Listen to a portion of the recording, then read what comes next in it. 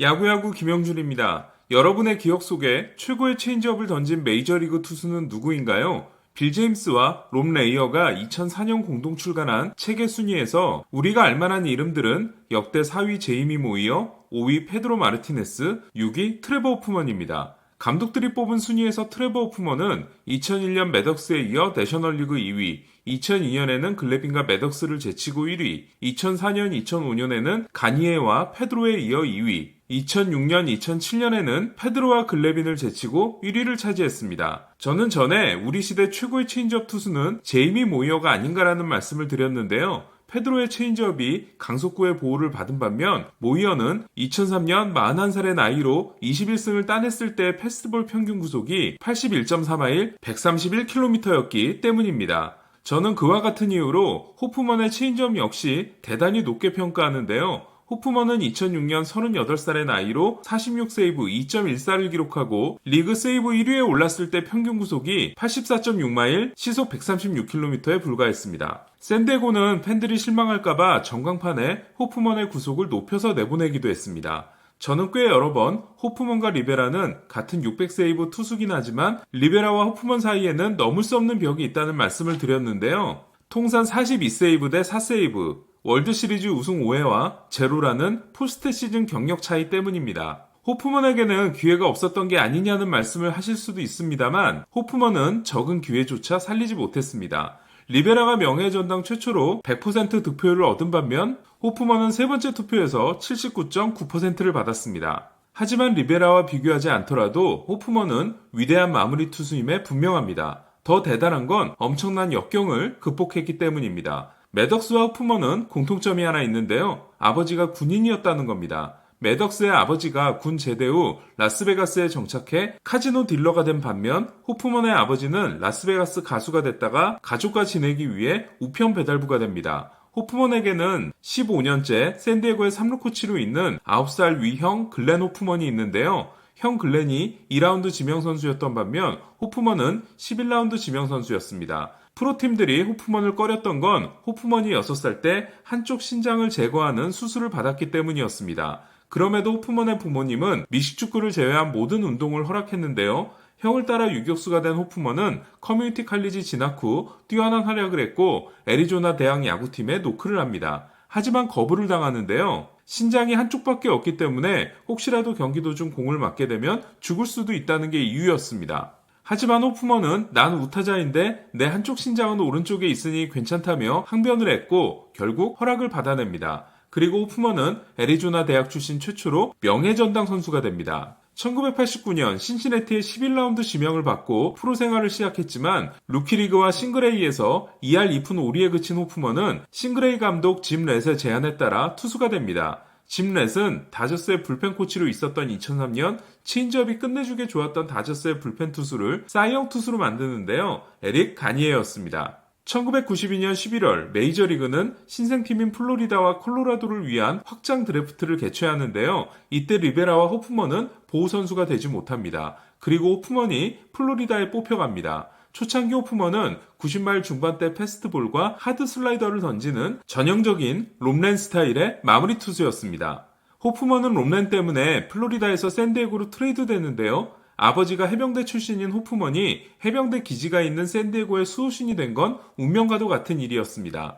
그러나 호프먼은 1994 시즌이 끝난 후 어깨 회전근 수술을 받았고 강속구가 사라지게 됩니다. 파업으로 인한 단축 시즌은 호프먼에게만큼은 도움이 됐는데요. 1995년 호프먼은 시즌 개막이 지연되는 동안 체인지업을 연마해 최고의 체인지업을 던지는 88마일 마무리로 돌아옵니다.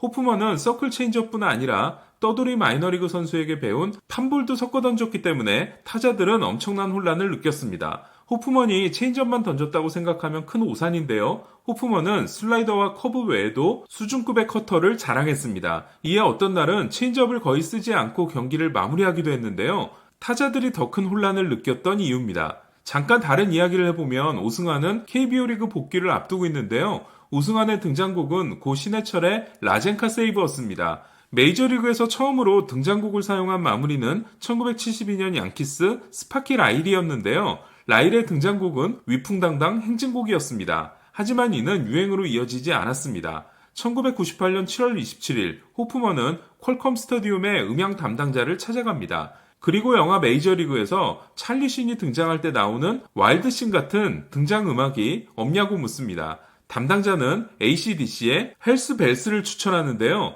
이때부터 호프먼은 지옥의 종소리로 불리기 시작합니다. 그리고 1년 후인 1999년 리베라가 메탈리카의 엔터 샌드맨을 골랐고 에릭 가니에는 건젠 로지스의 웰컴 투 더 정글을 선택합니다. 1998년 호프먼은 가니에보다 먼저 싸이영상을 차지할 수 있었는데요. 그의 최고의 활약을 한 호프먼은 싸이영상 투표에서 가장 많은 13장의 1위표를 얻습니다. 하지만 11표인 글래빈에게 총점에서 밀리는데요. 마무리에게 싸이영상을 줄 수 없다고 생각한 기자들이 호프먼에게는 2위나 3위표도 주지 않았기 때문입니다. 하지만 저는 1998년 내셔널리그 싸이영상은 케빈 브라운이 받았어야 한다고 생각합니다. 2003년 호프먼은 어깨 부상을 당함으로써 8년 연속 30세이브가 중단됩니다. 그리고 두 번째 어깨 수술을 받는데요. 하지만 호프먼은 36세 시즌에 화려하게 돌아옵니다. 2007년 39살의 호프먼은 평균 자책점이 2.14에서 2.98로 오르긴 했지만 통산 9번째 40세이브 시즌을 만들어냈는데요.